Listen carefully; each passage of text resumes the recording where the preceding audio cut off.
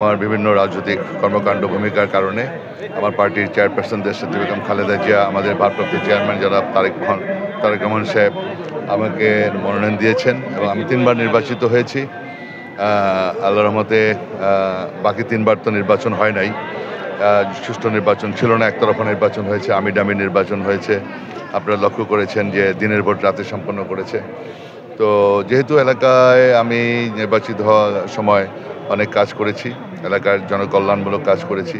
দেশের আমাদের অবহেলিত এলাকা ছিল, উপকূলীয় এলাকা ছিল চরপেশন মনপুরা।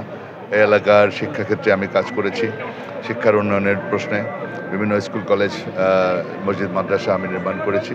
পাশাপাশি আপনার স্বাস্থ্যসেবা ক্ষেত্রেও আমি কাজ করেছি, যাতে স্বাস্থ্যসেবা নিশ্চিত করা যায়।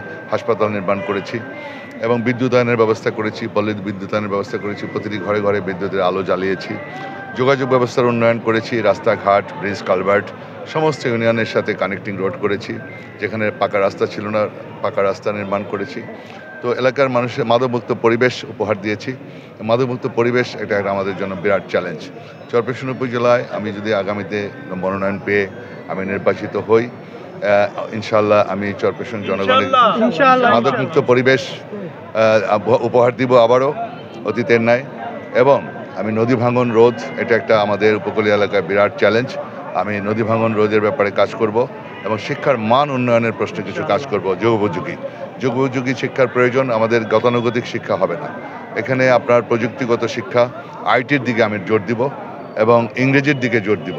আমাদের ছেলেমেয়েরা যাতে পৃথিবীর সাথে কম্পিটিশন করে টিকে থাকতে পারে, নিজেদেরকে এস্টাবলিশ করতে পারে, শিক্ষার মান বৃদ্ধি করব এবং যুগোপযোগী শিক্ষার ব্যবস্থা চালু করব।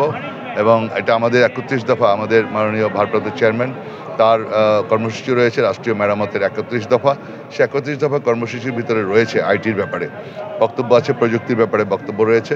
আমরা সেদিকে আমার মনোনিবেশ করব। পাশাপাশি এদেশের জনগণের স্বাস্থ্যসেবা নিশ্চিত করতে হবে। সেই জন্য চরপেশন মনপুরায় প্রত্যেকটা নাগরিককে আমি স্বাস্থ্যসেবা নিশ্চিত করার জন্য আমি পদক্ষেপ গ্রহণ করব। নদী ভাঙা রোধ করার পরিকল্পনা নিব। মাদকমুক্ত পরিবেশ আমি ইনশাল্লাহ প্রতিষ্ঠিত করব।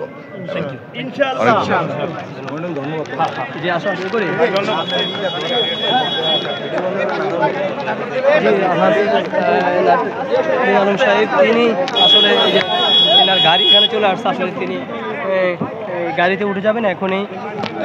আসলে